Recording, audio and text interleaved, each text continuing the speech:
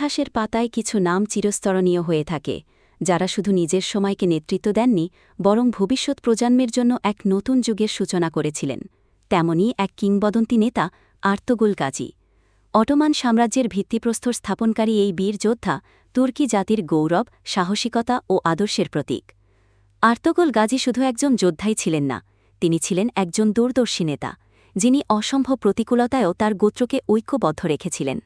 তার নেতৃত্বেই কায়ী গোত্র শক্তিশালী হয়ে ওঠে এবং পরবর্তীতে তার পুত্র উসমান গাজী অটোমান সাম্রাজ্যের প্রতিষ্ঠা করেন, যা বিশ্ব ইতিহাসের গতিপথ বদলে দেয়।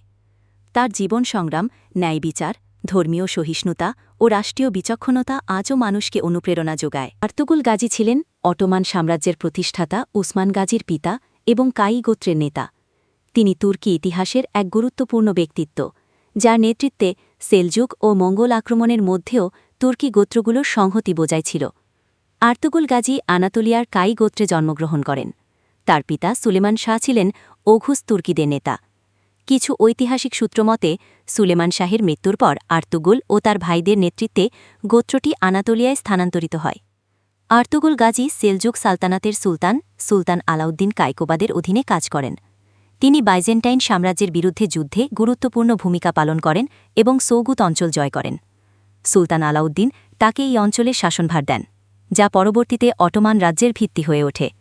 এই বীরত্বের কাহিনী হল আর্তুগুল গাজীর অসমাপ্ত সংগ্রাম, যা ইতিহাসে স্বর্ণাক্ষরে লেখা থাকবে। চেঙ্গিস খান তার মৃত্যুর ৩ বছর আগে ১২২৪ খ্রিস্টাব্দে একটি বিরাট বাহিনী সেলজুক সাম্রাজ্য আক্রমণের জন্য প্রেরণ করেন, যার রাজধানী ছিল কোনিয়া।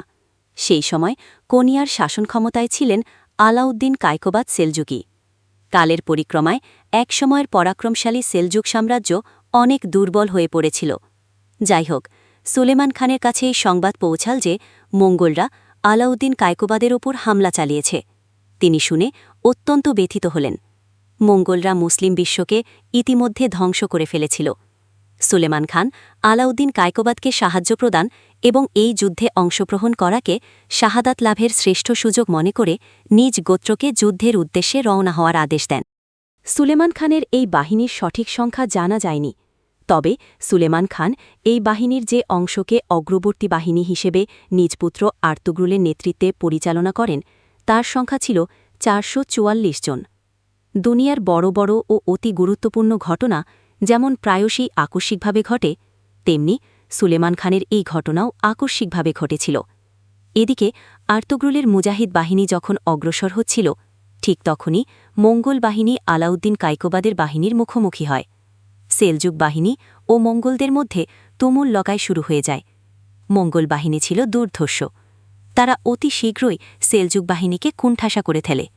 সেলজুক বাহিনী যখন পরাজয়ের দ্বারপ্রান্তে, ঠিক তখনই আর্তুগ্রুলের বাহিনী সেখানে উপস্থিত হয়।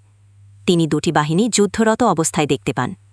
আর্তুগ্রুল ও তার ৪৪৪ জন সঙ্গী নিয়ে দুর্বল পক্ষের দিক থেকে সবল পক্ষের ওপর সিংহ বিক্রমে ঝাঁপিয়ে পড়েন।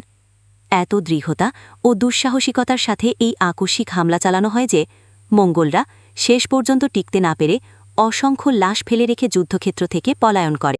আলাউদ্দিন সেলজুকি কিছুক্ষণ আগেই যেখানে পরাজয় ও ধ্বংসকে অবধারিত মনে করেছিলেন, সেখানে আকস্মিক এই অকল্পনীয় সাহায্য এবং বিজয় প্রত্যক্ষ করে তিনি যারপরনায় উল্লসিত হন এবং আর্তুগ্রুলকে রহমতের ফেরেস্তারূপে মনে করে তাকে জড়িয়ে ধরেন।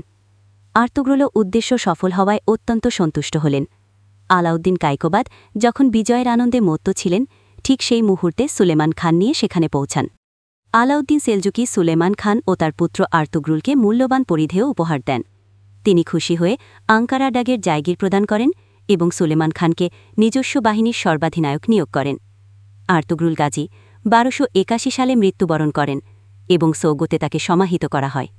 তার পুত্র উসমান গাজী অটোমান সাম্রাজ্যের প্রতিষ্ঠা করেন, যা পরবর্তী ৬ শতাব্দী বিশ্ব ইতিহাসে প্রভাব বিস্তার করে। তুর্কি ও ইসলামিক ইতিহাসে তাকে বীর ও ন্যায়পরায়ণ নেতা হিসেবে স্মরণ করা হয়। তার নামে তুর্কিতে অনেক স্মৃতিস্তম্ভ, স্কুল ও রাস্তা নামকরণ করা হয়েছে। আর্তুগ্রুল গাজীর জীবনী তুর্কি জাতির গৌরব ও সংগ্রামের প্রতীক হিসেবে আজও সমাদৃত।